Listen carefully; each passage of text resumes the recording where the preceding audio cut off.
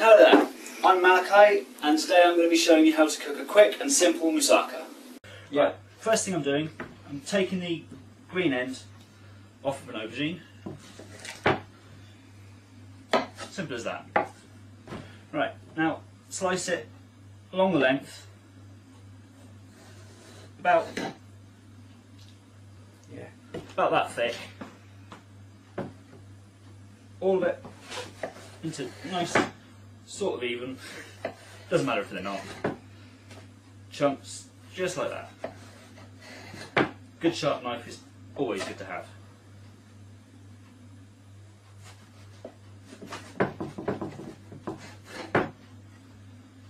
And one more.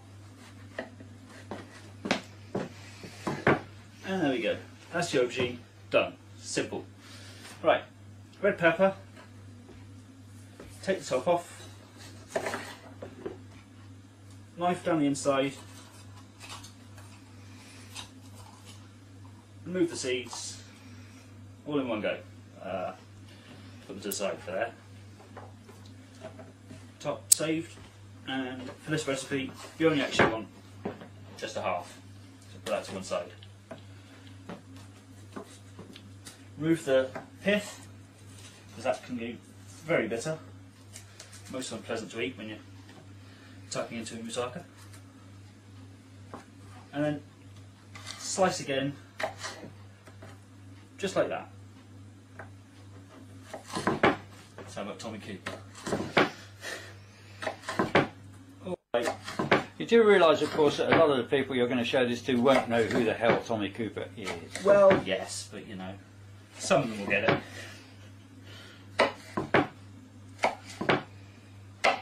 And there you go. Oh, forgot the top.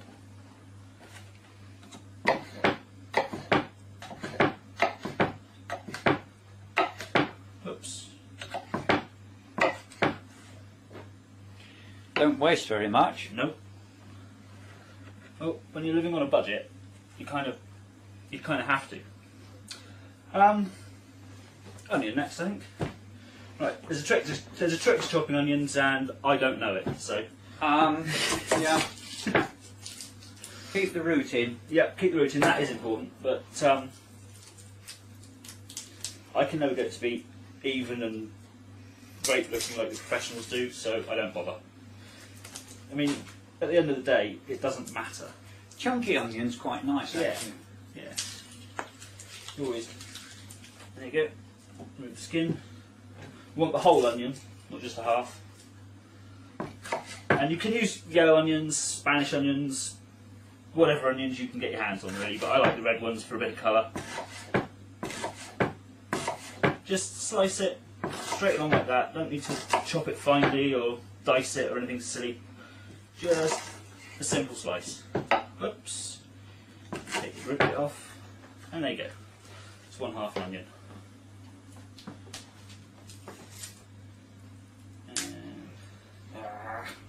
Fiddly bits.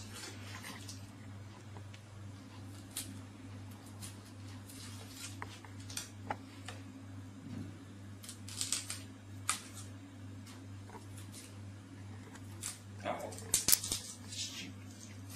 Onion doesn't want to be skinned. There you go. Take the top off. That was dried out. And whoops. Slice your onion. Try not to lift your hand too high off the board when you're... Yeah.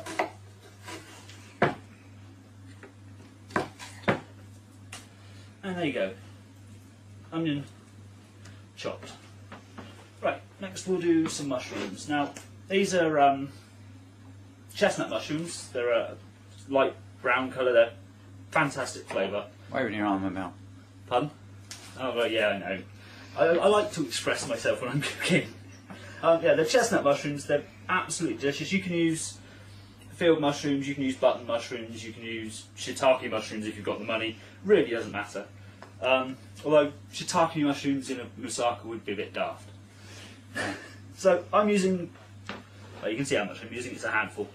I don't really deal in measurements, just saves time. Now break the stalk out, put the knife down, break the stalk out, all 4 of them. Don't throw it away, perfectly edible. I see so many people throw these little stalks away and it's such a waste. And then, again, just simply slicing them. About that thick, nothing fancy.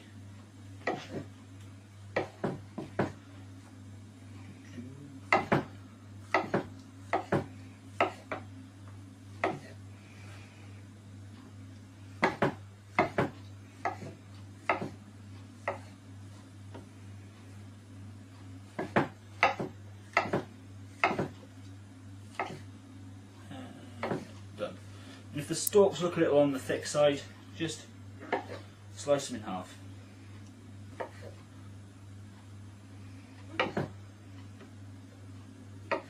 And there we go.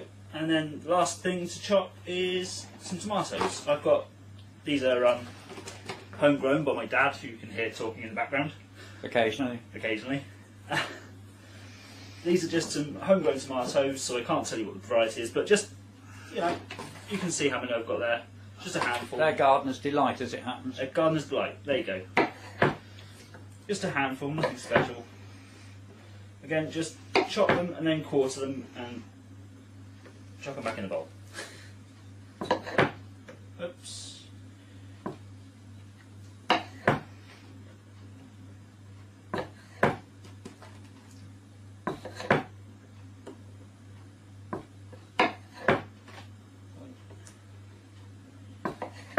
I mean, you can use full-size tomatoes for this. You'd only want 2 good salad tomatoes, or maybe 1 plum tomato if you can. 1 big plum tomato if you can find them. But really, any tomato do. Even you can even use canned tomatoes, but So they've got more flavour. yeah, homegrown tomatoes are much better, I think, anyway. But it's entirely up to what you can get and what your personal taste is, I suppose. Oh, squishy now.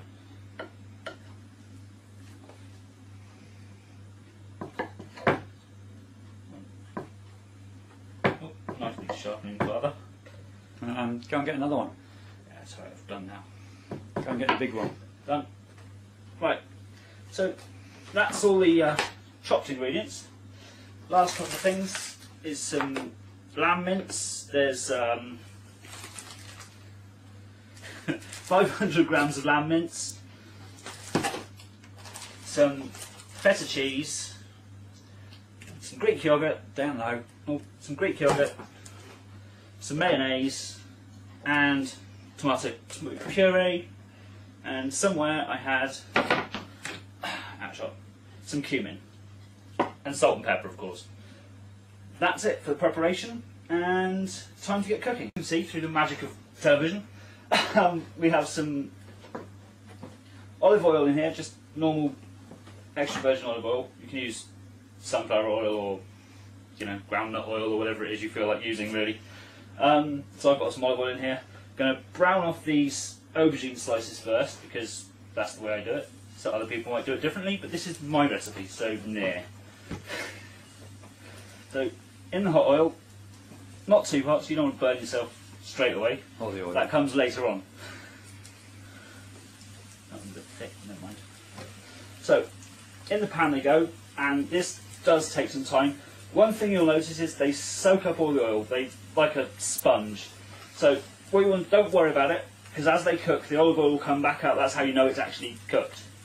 So just leave them in there on one side for 3 minutes-ish. You peek at them occasionally, just get your spatula and look underneath. When they start to go brown underneath, just lightly, almost toasted, turn them over, same on the other side, and when they're done, take them out and we'll cut to that in a second. So that's the aubergine done. As you can see, we're going to do the vegetables first. This is completely backwards, I know, but this is the way I do it, so, you know, that's just the way it is. So first of all, onions in the hot pan. Try not to do that, because it hurts. And peppers alongside it.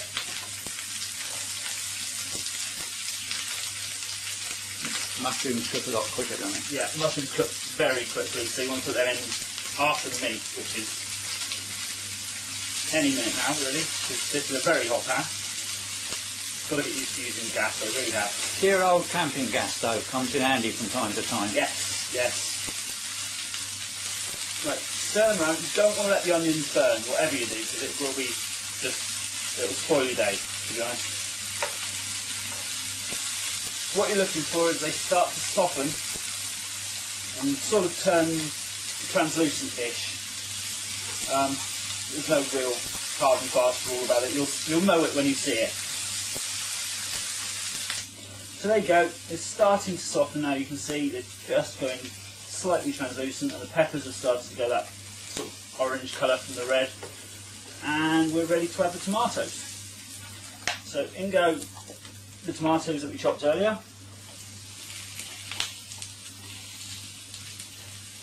And give them a stir. That's a wonderful sound. That's a wonderful sound for filming.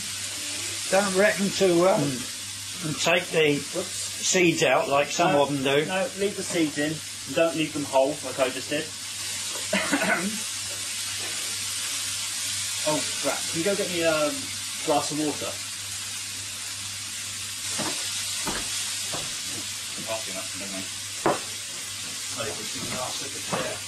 Right. Once the tomatoes start to soften, you'll actually see them break down a little bit. Pour in just a little bit of water, not too much. Oops. Put it all over the table, that's always good. Well, well, it's a drinking glass. Well, yes, I know.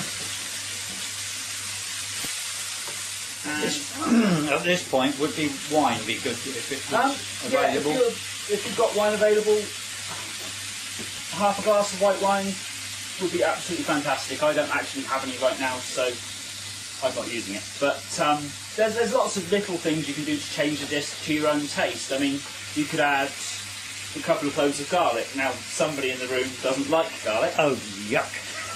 So, I'm not using any. But, you know, you could add garlic.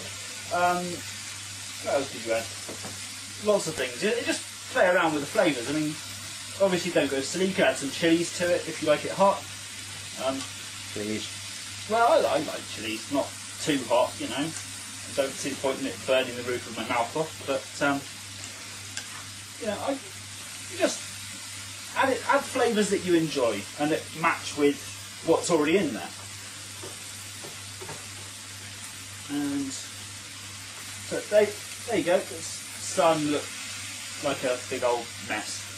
But it always does at this stage, so don't worry about it. Oh, next thing we'll add is just a squeeze of good old tomato puree.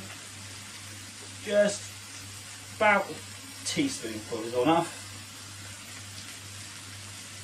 And I forgot to get the salt and pepper, so I will be back in a second. Salt. There's pepper. There's pepper. Salt and pepper. Not very much. There's the pepper.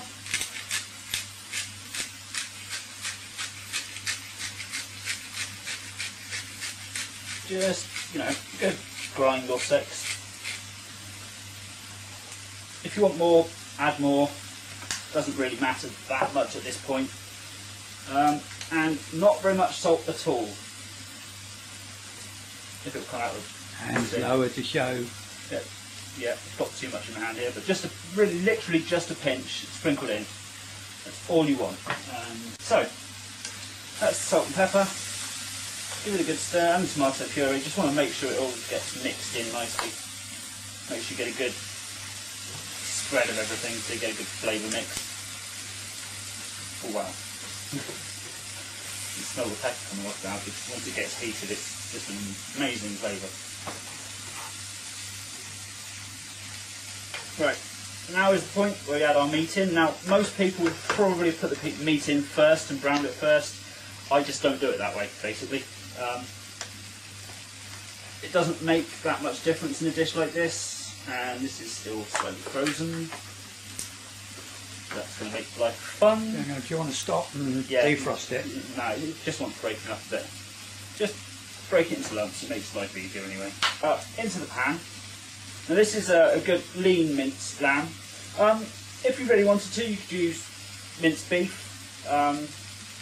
You'd have to go a bit stronger with some of the flavours. You'd have to use more oregano than you would with lamb, because lamb's a much more delicate flavour, it doesn't overpower things.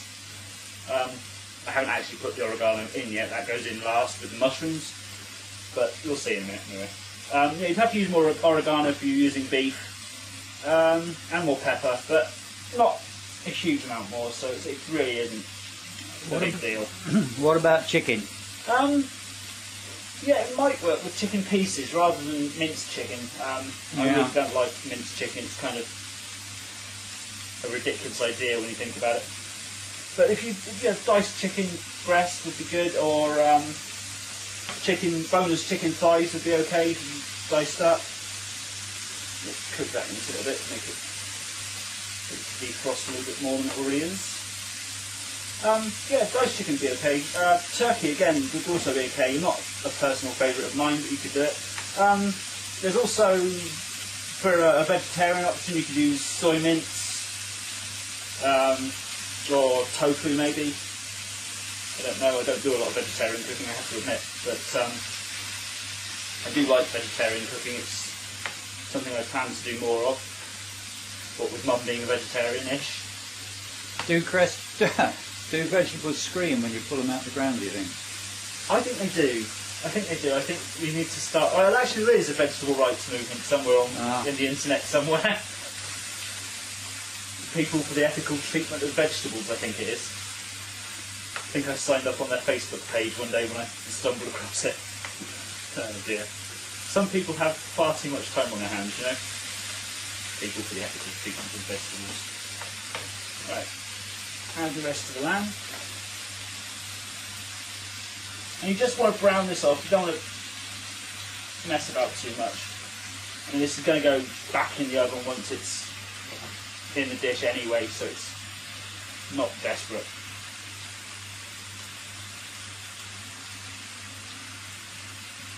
Right, that's that one. Now again, keep stirring all the time. Don't ever let anything burn. It just ruins your day. That's my catchphrase, I think, right there. Ruins your day.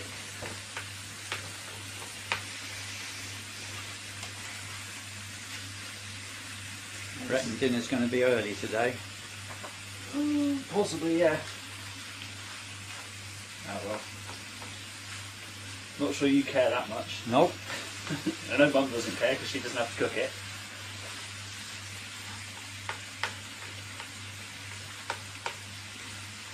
Yeah, any lumps you find when you're going along, just chop them through with your spatula. Just break them down a little bit. You don't want big lumps of uncooked meat in your moussaka. It's really an unpleasant discovery. Right, now... Ruins your day. Ruins your day, indeed.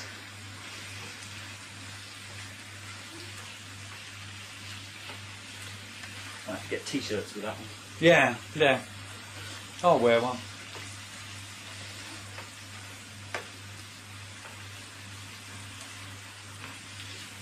Right. One thing about cooking this quantity of meat, especially if it's as cold as mine was, is it cools down the pan, so everything starts to slow down, the cooking process slows down. As the water comes out, it adds to the liquid, which is always going to be used. It's just part of the dish. It's really good. This is coming along really nicely now. You could, of course, always rotate the knob. Well, you could turn the heat down, but we've got to turn down as low as we... Or up, but... Yeah, that's it. Actually, sorry. But, you know, we've got it turned down low because this thing is vicious with heat, and I didn't want to burn the onions because it would ruin my day.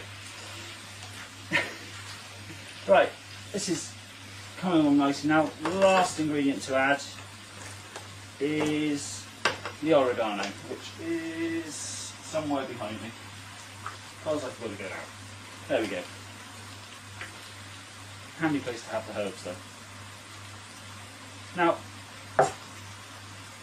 just a handful like that. I know it looks like a lot, but in this amount of meat and mix, it's just the right amount. So just sprinkle it in over the top, and then give it another good stir. And we're just about ready to start making this dish up. Don't see any mushrooms in there yet. Ah, sugar, got the mushrooms, yes. So, with the oregano, England mushrooms, silly me. And they don't want to sit in there too long because they will overcook and become really Unpleasant. Overcooked mushrooms are not pleasant. Ruined today. Oh dear. What have I started here, Father? I was just beginning to wonder that myself. Right. Get the mushrooms in. Are we going to do a cook with Malakie series? Yes, possibly. If all goes well, if it doesn't just blow up in my face right now. But it'll be fun. We'll have to get you professional cameraman and director credit, shall we? Yeah, please. You ought to do the Floyd thing really and do it outside. Do it outside and have a glug. Yes, yeah. That would make life really interesting. We need a really annoyed cameraman somewhere in the background so that he can complain about all the cooking noises. Poor old Pete Floyd. It's all his fault. It's entirely his fault. Love the man. And I think that's about it. The mushrooms are just starting to take on a bit of colour, not very much. You don't, like I say, you really don't want to cook them too long. They just start to go soft and see they start to take on a bit of colour. And that's it. We take it off the heat now and we'll get ready to prep up to make up the dish. Next thing I'm going to do is I'm going to make up the topping for the moussaka. This is where it really becomes entirely my own recipe because I couldn't ever find any recipes that agreed with each other on how moussaka topping should be, so I took the best parts from several different recipes and came up with my own. Tablespoon. Right, first thing is low-fat Greek yoghurt. You want about half this tub, so about 250, roughly. Like I say, it doesn't really matter that much. Which is about, if you can see what's in the jug. Perfectly, thank you. About that much. Right, next is, I put that in there by mistake. I want another one. Get a clean tablespoon. Just some mayonnaise. Again, you can use low fat if you're on a diet, or full fat if you're not. Doesn't really matter. You want 2 good tablespoons, good sized dollops of mayonnaise. Put that to one side. And 2 eggs. 1,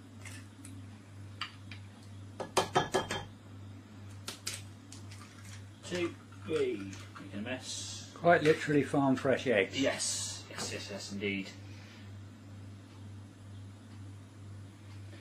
Now, I always make a mess like this. You don't have to make the mess, it's not obligatory, it's just fun. 1 fork, just whisk them together just to beat the eggs into it so it's nicely mixed. Don't need to go too mad on it just yet, we've got some more things to add yet. Again, our old friend the pepper. Hate this top. And then good few grinds of black pepper. Can't beat freshly ground pepper. Well, I'm sure you probably could beat it, but I don't think it'd like it very much. Ow. I know. Bad puns. Right. This is ground cumin. And you want half a teaspoon of ground cumin. If you can get half a teaspoon out of the jar, there you go. Half a teaspoon of ground cumin. And now comes the really messy part.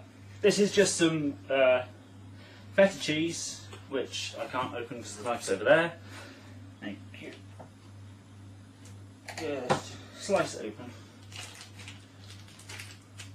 And you only really want, this is quite a big packet really, You only really want a quarter of this packet, so 200 grams, so that's 50 grams feta cheese, which is 2 ounces, I think, more or less, if you're using the good old imperial measures, which I prefer personally. Right, and then just crumble the cheese into your mix. I love cooking when it makes a mess. Just like that. You want to crumble it, you don't want to worry about it all being really fine, just make sure it's not too big a lump. Like that one there, just break that up. And I'm going to have to wash my hands, so I will be right back. Once the cheese is in there, your cumin, your black pepper, just give it another good stir. Just to mix it all in, make sure everything's well mixed.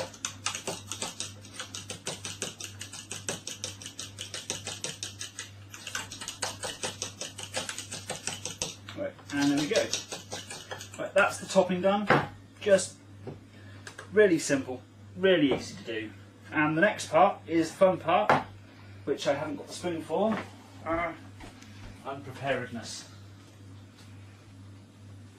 You sort of said that off shot.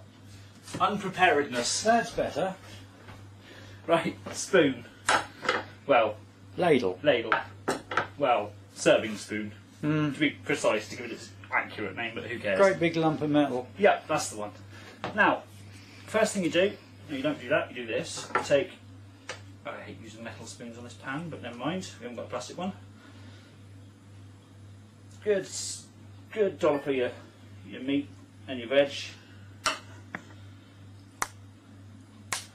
You want a good layer over the bottom, just to start you off.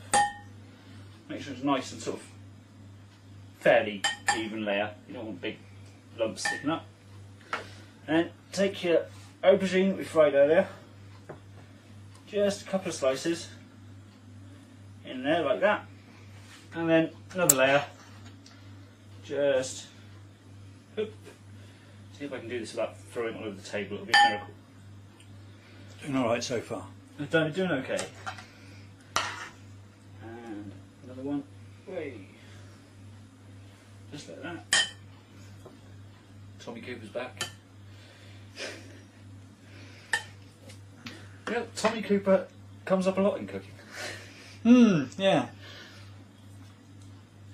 I don't see any magic tricks. No. Or even failed ones. Well, the magic trick comes when I take it out the oven and it looks fantastic. That's the magic trick. As far as I'm concerned, anyway. Oh, the magic trick is when I eat it and it tastes fantastic. Well, yes, that too. The magic trick is when Mum eats it and doesn't eat the plate. Yes, quite.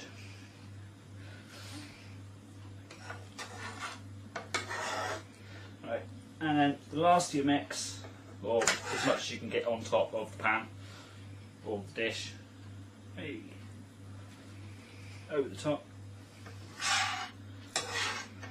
I do hate that sound. Got to get some plastic serving spoons. Yeah, yeah. If you have plastic serving spoons or work for a company that makes plastic serving spoons, I will put a PO box at the bottom. No, I won't. Don't be silly. Oh dear. Perhaps you'd like to explain why you want a plastic serving spoon instead of leaving us all in the air. Yeah, well, this is a non-stick pan, and using metal implements on non-stick pans scratches the non-stick surface, so they become non-stick. Ah! Which is really annoying, and I hate people doing it. I scream at chefs on TV when they do that. They get these lovely non-stick pans and they go around scratching them with forks. Yes, but you have to remember that they don't use them when they've used them once. Well, they're never yeah. used again, well, at least by them. And in a restaurant they all have nice stainless steel ones which get scrubbed by kitchen assistants. Yes. Which, you know, is all well and good if you can afford that sort of thing, which I can't. So that's why I don't like using metal pans, metal implements on my non-stick pan, but never mind. For this we will have to do. Right, next job is to try and get some of this on top of that without it going all over the place. So, Slowly pour it over the top. Just like that. You will actually find you'll get all of it on there. No, at first it'll look like it's all going to spill out over the edge, but trust me, it works every time. He says, hoping it doesn't fail. Oh dear. Right, and look at that, perfect. Now, this is the next trick. You have to tap it. Just on the table, this is going to really mess up the sound, but just on the table, just tap it. You'll notice when you tap it, little air bubbles pop up around the side. That's just because the topping is actually settling down through the layers of meat and mixture.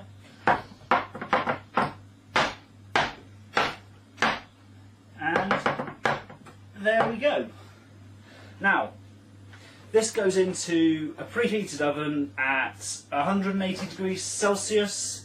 I don't know the gas mark right now, and I don't know the Fahrenheit, but I will put them in the description. So they'll be there for you when you need them.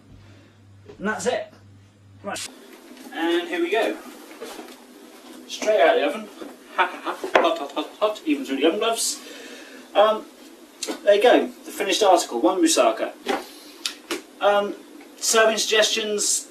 I serve mine with just some peas, but you could do some, I don't know, new potatoes and peas, or some rice and beans. Entirely up to you. Just not chips. Just not chips. Don't do it with chips. That's just Silly. rude. Yes, quite. Right. There we go. That's it. Bye. Bye. Dusted. Thank God for that.